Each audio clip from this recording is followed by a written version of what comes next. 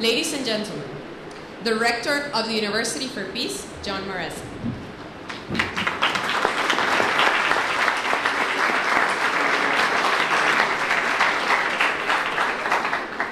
Thank you very much, and first of all, a very warm welcome to all of you, especially to the families of our students and our graduates. We're delighted to have you with us here today for this important ceremony, and we look forward to seeing you, meeting you, having a discussion with you afterwards during the reception. Una bienvenidos especial a todos nuestros amigos de Ciudad Colón y de El Rodeo. Somos miembros de estas comunidades y estamos muy contentos que ustedes estén aquí con nosotros hoy. Es un bienvenido especial por nuestros amigos.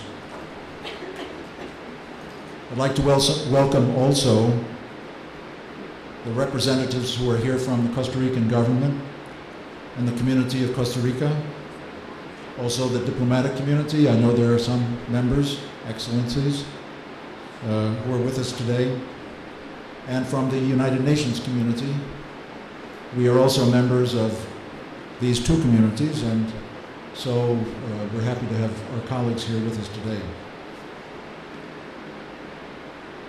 I was listening recently to an interview with a distinguished professor who had studied all his life the effects of music on human beings.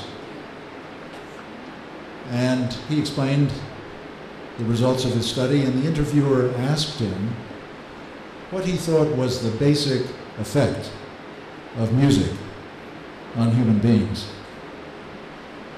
And he said, quite honestly, frankly, I don't know. I can't analyze it. And then he said, I really don't think that we will ever understand the effect of music on human beings. Now, I thought about that afterwards, and I thought, in reality, he was talking about the arts in general, because I think all great art forms have this effect on us that we can't analyze, whether it's painting or sculpture or poetry or literature or architecture, whatever it is.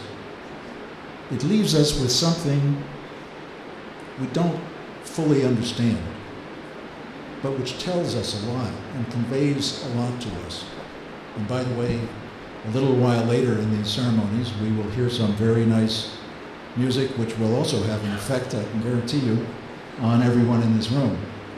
And we'll look forward to that. But I also think that some quotations have this effect on the human soul.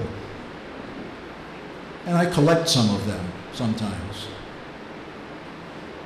These quotations say something to us when we hear them, and they come back to us afterwards, sometimes in very difficult moments. Suddenly, out of the past, out of our memory, comes this quotation which inspires us. I heard such a quotation recently, and I brought it with me to share with you today. It was actually cited by our very valued colleague Lou Goodman, who is the Dean of the School of International Service at American University.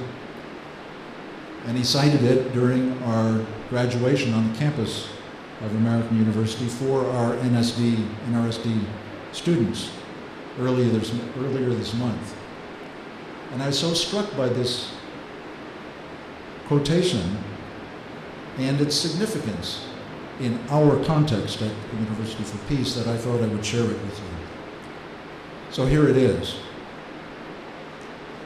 It's a statement made by John Kennedy a few months before he was assassinated. And it goes like this: we seek genuine peace, the kind of peace that makes life on earth worth living, and the kind that enables women and men and nations to grow and to hope and to build a better life for their children. Not merely peace for Americans, but peace for all men and women. Not merely peace in our time, but peace in all time. A peace that makes the world safe for diversity. I leave you with this quotation. Please remember it when you think back about the University for Peace. I think it captures very well what we try to do here, and I hope you will carry that with you always. Thank you very much.